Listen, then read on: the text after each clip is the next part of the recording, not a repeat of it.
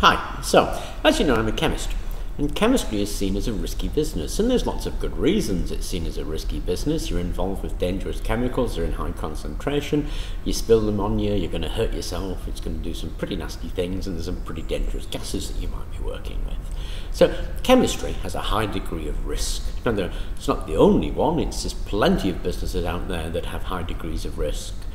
Recently, they've started to clean the clock face in London on Big Ben, and got this gang of guys taken them up to the roof, tied them on the roof and chucked them over. And they're about 500 metres high or so, held up by nothing but a bit of string with a dishcloth cleaning the clock. These guys are, to my mind, involved in a risky business. And chemistry is a risky business. Now, I obviously do a lot of stuff on YouTube. I do a lot of stuff for other people where I basically visit their company and visit their country and get some idea of the processes they're involved in. So risk in a huge variety of situations is something that I've continually thrust upon me. I continually get messages from people on YouTube telling me how dangerous it is what I'm doing and what kind of risks are involved. I continually visit other people to see what kind of risk assessments and risk ideas they have in the processes that they're involved with. And I think to a degree that's given me a good view of risk. Now, I see risk as devolving into two areas. The first area is what I like to think of as real risk. And the second area is like what I like to think of as formalised risk. Now, real risk is that area that we're all aware of and we all understand. It's that risk of serious danger to life or limb that you encounter when putting yourself in some kind of situation. And of course there's plenty of real risk out there, things that could really hurt you, and they're not limited to just working in a chemistry lab. You're involved in a real risk situation whenever you cross the road. You're quite likely to get hit if you don't pay enough attention and cause yourself some serious damage. So real risk is an element of life that we're surrounded by all of the time. It's only really a question of the degree of real risk that we encounter when we change the situation we're in. Now, there are some situations where the real risk factor shoots right up there. And I can think of one easy and simple example: firemen. Whenever a fireman encounters a burning building, the first thing he does is rush in there armed with nothing more than a bucket of water. To my mind, that's a huge increase in real risk. The same thing when you enter a chemistry lab, you're increasing the amount of real risk that you're involved in. The same thing when you go shopping. Now obviously the degree of risk is slightly different, and so is our understanding of it. And by that I mean our acquaintance with it. Now, my acquaintance with the real risk of crossing the road is pretty high. I've been crossing the road for about 45 years. I've got a lot of experience of it. I know to look both ways, and I've got a high degree of acquaintance with that. Equally, my acquaintance with the real risk involved in the chemistry lab is pretty high. I've been working in this field for close on 30 years, started as a junior in ICI, and I've got a good understanding of the real risks involved in working in a chemistry lab. I have absolutely no understanding of the real risks involved of cleaning Big Ben or fighting a fire. But equally, I don't do that. If I were to do that, then my first step would be to acquaint myself with the real risks. Because I understand the risk factor has shot right up there, I need to do something to acquaint myself with it. And we all understand this when it comes to teaching our kids to cross the road. They used to have a thing in England called the Green Cross Code, and the guy who played Darth Vader in the Star Wars movies wore a costume, would appear with a flash and a bang by children crossing the road and give them instructions on how to cross the road. Every parent does this to every child. Look both ways, use a crossing if there is a crossing, if there's a car coming, don't attempt to cross. All that kind of stuff is about teaching kids acquaintance of a real risk situation they're going to encounter every day in their lives. And it was the same thing when I started in a chemistry lab. Actually, they didn't just put a white coat on me, shove me in the lab and say, get on, off you go. They gave me weeks training of the real risks involved in my, admittedly, fairly junior level job. So the first step when confronting a real risk, and the first step of mitigating that real risk, is getting some acquaintance with the risks that you're going to be involved with. Now, pulling on from that, the obvious next step in dealing with the real risk is knowledge. Learn about what it is that you're dealing with. Learn which chemicals are actually dangerous and which are going to do very little to you and which you need to be careful with. And there are some very clear ones. Everybody, if they don't know this, they shouldn't be in a laboratory, that everybody knows not to dip your hands in the sulfuric acid. If you see a clear white solution in a beaker that looks tasty, don't drink it. Everybody should know this stuff. And they should know what's in the beaker and have some knowledge about those chemicals. So moving on from acquaintance with the risk, we get to knowledge about the risks that you're involved with. Pulling on from that knowledge of the risks that you're going to be involved with is experience. Experience is actually one of the best teachers. Unfortunately, of course, experience equals time, so it takes quite a long time to get good experience with working in a lab. It's not something that's going to come overnight. So you shouldn't be putting yourselves in a situation where you have no real experience. Or if you do put yourself in a situation where you have no real experience, the amount of care that you should take should be ludicrous. Now, when I first started doing hydrothermal carbonisation as a technique, then the main technique is actually a pressurised technique, and you use essentially a bomb calorimeter. It's a big old steel vessel, and you screw the top down and you raise the heat and raise the pressure, and your reaction happens in that. You're effectively making a bomb. So the thing that you don't do is stand and look down on it. Because what's going to happen if that explodes is that force is going to go straight in your face and leave your forehead embedded with great lumps of metal. Now, when I first started doing it, we had a separate room. We had a bomb calorimeter room. Had a great big old picture glass in there, with the glass about this thick so you could look at it. You'd set the whole thing up, go into the control room and look at it from the control room, because you didn't know if that thing was going to explode or not. So the precautions you took when you were doing something new were very, very heavy. We also surrounded the calorimeter, incidentally, in sandbags, because nobody actually knew what was going to happen. We took ludicrous precautions for safety because we had no real knowledge or no acquaintance with that procedure. And that's what you need to do if you're dealing with a procedure that is new to you. It's something you need to take ludicrous precautions about. Now, you see this on YouTube. You see guys doing experiments in the microwaves.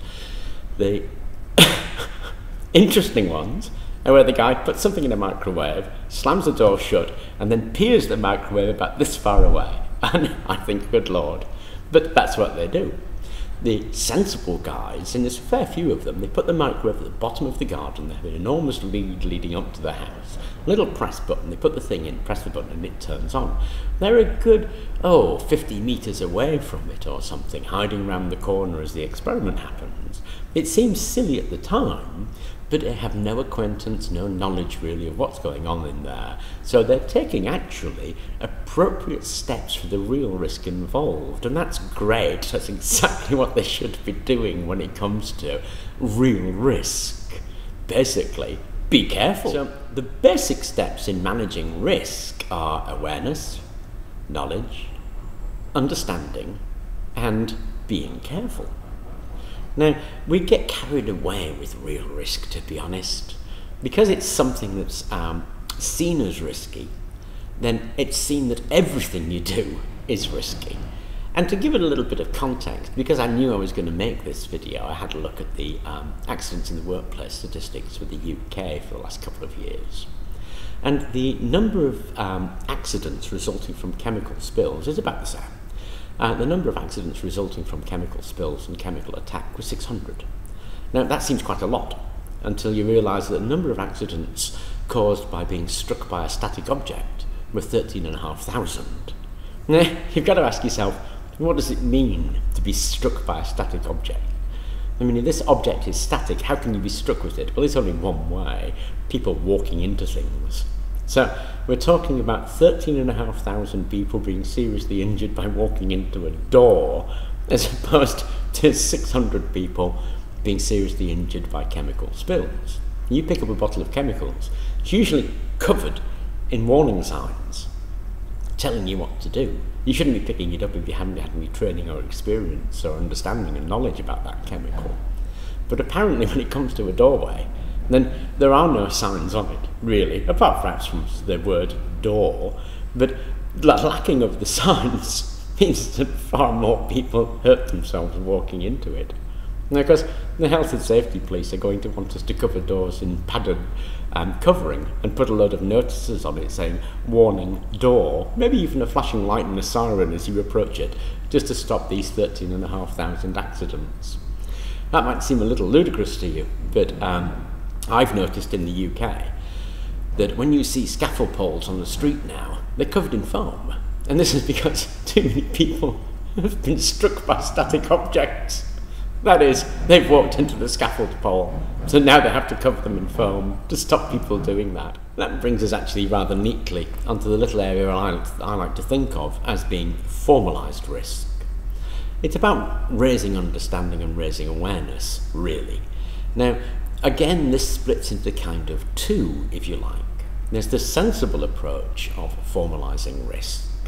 That is, what do you do when you get a person who you really wants to work in a lab, you're going to shove them in there, but they have no real understanding? Then how do you approach that to formalise that risk, to raise their awareness? Well, there's lots of ways of doing it, and there's lots of really good bits of paperwork that you can get them to fill in to have some kind of awareness or raised awareness about what they're actually doing. Now, my wife's a teacher. She's been a teacher for 30 years. She has to fill in risk assessments continually for kids. And it's to do with that kind of thing. It's to do about raising awareness. And it's particularly appropriate to new people. When a new person enters a situation, or you're dealing with a new situation, then an assessment of the risk in a formal way is by no means a bad thing. It can really help raise that awareness and make you consider elements of danger and risk involved in that activity that perhaps you wouldn't otherwise have considered. That brings us rather neatly to the other side of formal risk. And this is the side that's actually a big bugbear and is actually overplayed and continually drives me insane. And that is the use of formalised risk for the sake of using formalised risk. And again, there are two reasons why this has grown up. The first reason is actually courtesy of the Health and Safety Executive, bless their hearts. The Health and Safety Executive will tell you that their job is to make things safe. Actually, it isn't. Their job is to make rules to make things safe. Their product is health and safety rules. Now, they don't get rid of a rule. They lay the rules one on top of the other until you get this massive codice of rules that become almost impossible to comprehend. Such a dense pile of rules takes somebody's job to wade through to make sure that they're being applied. So the Health and Safety Executive lays down what is essentially reasonable rules, but they get layered on year after year because their job is to produce rules until they become incomprehensible. The second reason is people's inability to accept responsibility for themselves. Now, if I was somebody and I was struck by a static object, I would think, ow, pay more attention. But there are people out there who get struck by a static object, that is, they walk into a door or they walk into a scaffold pole and go, ow, somebody else is to blame for this. And you see it. You see it on the television adverts for the ambulance chasing lawyers amongst us, who will say, no win, no fee. Did you fall off a ladder? Was it not your fault? We can get you money. And because they think the money is available to them for free, and to a degree, of course, it is, but it has a knock-on effect. The knock-on effect it has is that we write health and safety rules not to protect the idiot who's going to walk into a door, but to protect the door owner from the idiot who just walked into it.